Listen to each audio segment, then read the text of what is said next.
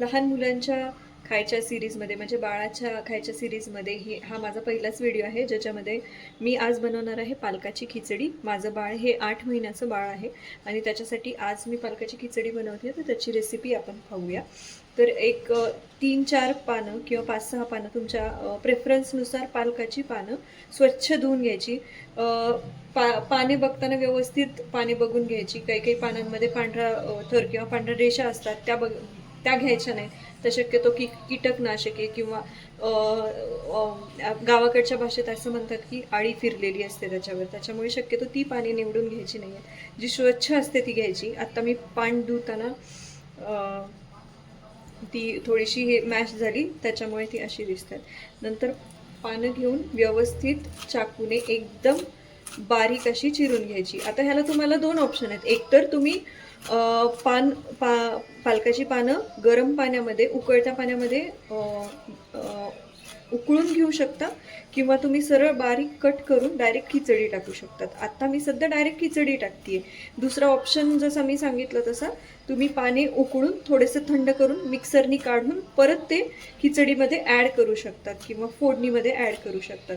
तर जितका बारीक तुम्हाला पालक चिरता येईल तेवढा बारीक पालक चिरायचा. एनी हाऊ जेव्हा तुम्ही हा उकळणार किंवा खिचडीमध्ये टाकणार तेव्हा तो उकडून निघेलच, त्याच्यामुळे त्याची बारीक पेस्ट होते किंवा ते डायजेस्ट होईल इतकं ते उकडून निघतं.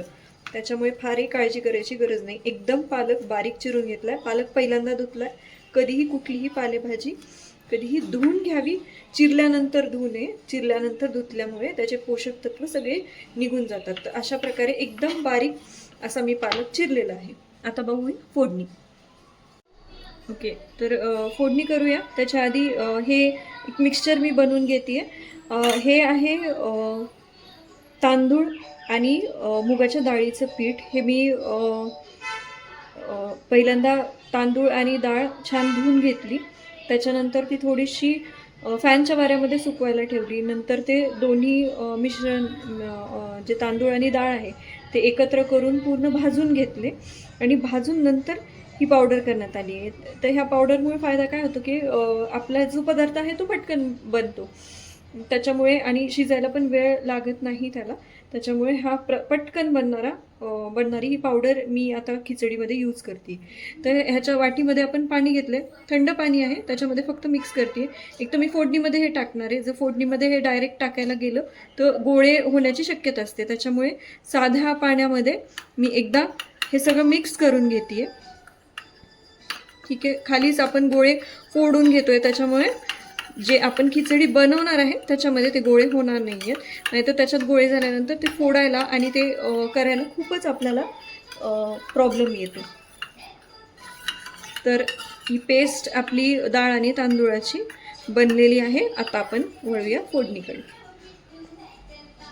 तर आता आपण फोडणीची तयारी करतोय. हे स्टीलचं भांडं मी घेतलंय. तुम्ही कुठलंही भांडं घेऊ शकता. मी प्रेफर करते की मी माझ्या बाळाला स्टीलच्या भांड्यामध्ये कुठलाही पदार्थ बनवून द्यावा. तर तो ऑप्शनल आहे, प्रत्येकाचा चॉईस आहे. तुम्ही त्याच्यात कधीही स्टीलच्या भांड्यामध्ये बनवलेलं योग्य राहतं. तर मी अगदी थोडंसं तूप टाकून घेते.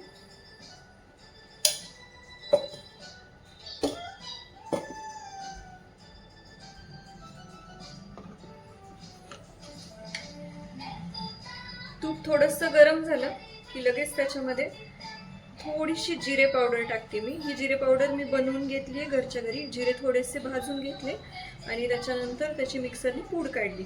तर मिक्सरनी फिरवाल तेव्हा चेक करायचं की ती खूपच पावडर फॉर्ममध्ये झाली पाहिजे. एकदा आपण बाळाला देतो त्याच्यामुळे असं परत होऊ नये की तुम्ही बाळाला खाऊ घालताय आणि प्रत्येक वेळेला तुम्हाला जिरा वेगळा करावा लागतोय. तर जिऱ्याची एक फाईन पावडर तुम्ही बनवून ठेवू शकता जी तुम्हाला युजफुल होईल. त्याच्यानंतर थोडंसं हिंग टाकते मी. हिंग एकदम थोडंसं टाकते. हिंग ओव्हर पॉवर नाही झालं पाहिजे. दुसरी गोष्ट, हिंग टाकल्यामुळे बाळाचं पोट सुद्धा साफ व्हायला मदत होते. पण त्याचं प्रमाण तुम्हाला माहीत असावं की तुम्ही किती टाकताय. अगदी एकदम चिमूटभर असं मी हिंग टाकलेलं आहे. आणि आता ह्याच्यामध्ये आपण जो चिरलेला पालक आहे तो टाकून घेऊया.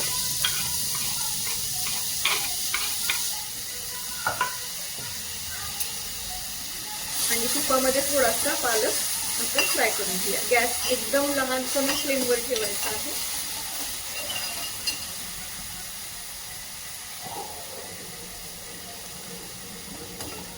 आता ह्यामध्येच आपण थोडंसं पाणी टाकून घेऊया.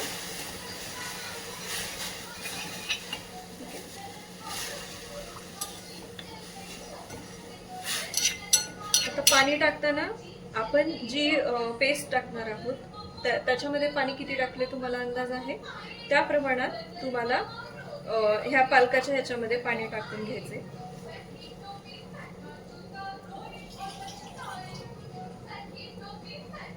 तुम्हाला जर एकदम पातळ कन्सिस्टन्सी जर द्यायची असेल बाळाला तर तुम्ही अजूनही पाणी ऍड करू शकता. तुम्ही माझ्या प्रमाणाप्रमाणे थोडं पाणी ऍड करते. आता पालक टाकलं, त्याला छान एक उकळी येऊ द्यायची. ह्याच्यासोबतच तुम्ही थोडीशी हळद टाकू शकता त्याच्यामध्ये, जेणेकरून हळद ही अँटीऑक्सिडंट असते. पण हे कधी पण कुठलाही पदार्थ बनवताना हे लक्षात घ्यायचं की आपल्या बाळाला सहन होईल किंवा बाळाच्या तब्येतीनुसार तुम्ही कुठलाही पदार्थ टाकताना टाकायचा. प्लस कोणता सीझन आहे त्याच्याप्रमाणे तुम्ही टाकू शकता.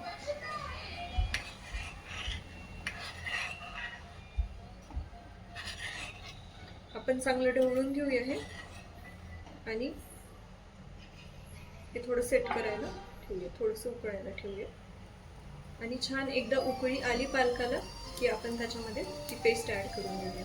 तुम्हाला अजूनही पाणी लागत असेल, एकदम पातळ पेज सारखं तुम्हाला द्यायचं तर तुम्ही अजूनही त्याच्यामध्ये पाणी घालू शकता. एक गोष्ट अशी की आपण पावडर जरी केली असली तांदूळ आणि डाळीची तर ती त्याप्रमाणेच फुगूनही येते पाण्यामध्ये शिजल्यानंतर. त्याच्यामुळे पातळ किती ठेवायचं ते तुमच्याप्रमाणे तुम्ही करू शकता. तुम्ही डाळ आणि तांदूळाचं मिश्रण ह्याच्यामध्ये ऍड केल्यानंतर सुद्धा तुम्ही पाणी थोडंसं ऍड करू शकता.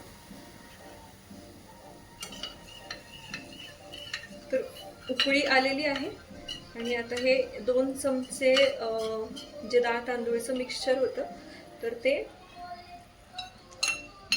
याच्यामध्ये टाकून घेतो.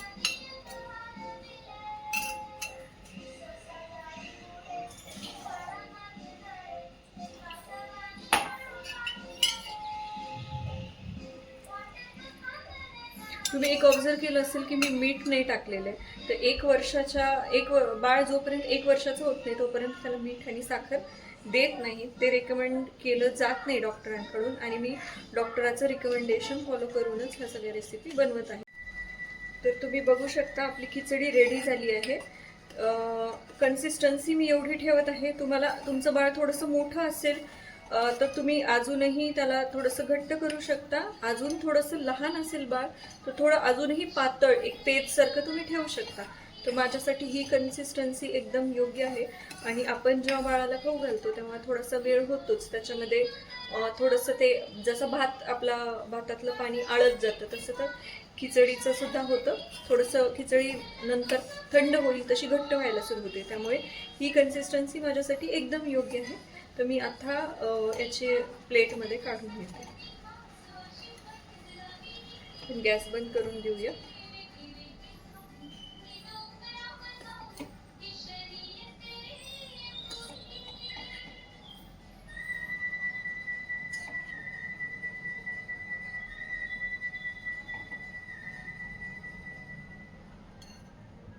आता ह्यावर आपण अगदी थोडंसं असं तूप टाकूया. तूप आपण फोडणीमध्ये टाकले त्यामुळे अगदी थोडंसं तूप मी टाकले. आणि आता रेडी आहे पालकाची खिचडी किंवा पालकाची पेज म्हणू शकता तुम्ही लहान बाळांसाठी. थँक्यू. अशाच नवनवीन रेसिपी किंवा बाळाच्या खाण्याच्या सवयी रिलेटेड जर तुम्हाला रेसिपीज बघायच्या असतील तर नक्की माझ्या चॅनलला सबस्क्राईब करा, लाईक करा आणि शेअर करा. थँक्यू.